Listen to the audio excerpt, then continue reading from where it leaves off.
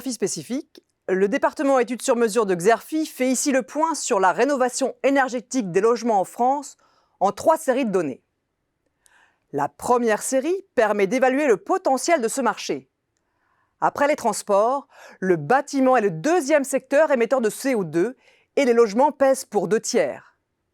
Certes, ces émissions ont déjà reculé de 32% depuis 1990, mais la France doit atteindre la neutralité carbone d'ici 2050. Il faut donc construire mieux et rénover davantage. Outre les incitations financières, des mesures coercitives existent comme la loi climat et résilience qui va interdire la mise en location des passoires thermiques.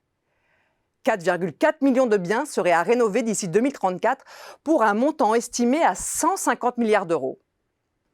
Quel est l'impact pour les entreprises artisanales du bâtiment? La réponse avec cette deuxième série de données. Leur activité de rénovation énergétique des logements a bondi de 13% en 2021, soit plus vite que l'ensemble du marché de la rénovation. Estimé autour de 30 milliards d'euros par an, ce segment se répartit entre les travaux sur enveloppe, 63%, et les appareils de chauffage, 37%. Le mur d'investissement pour rénover thermiquement les logements n'est-il pas une machine à produire de l'inflation?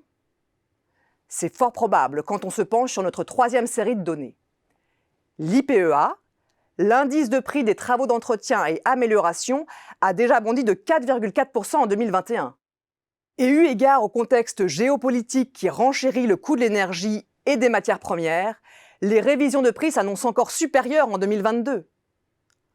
À moins d'un contre-choc sur les prix des commodités, l'inflation sur les matériaux de construction risque, in fine, de freiner les prises de commande et de rendre intenable le calendrier d'éradication des passoires thermiques.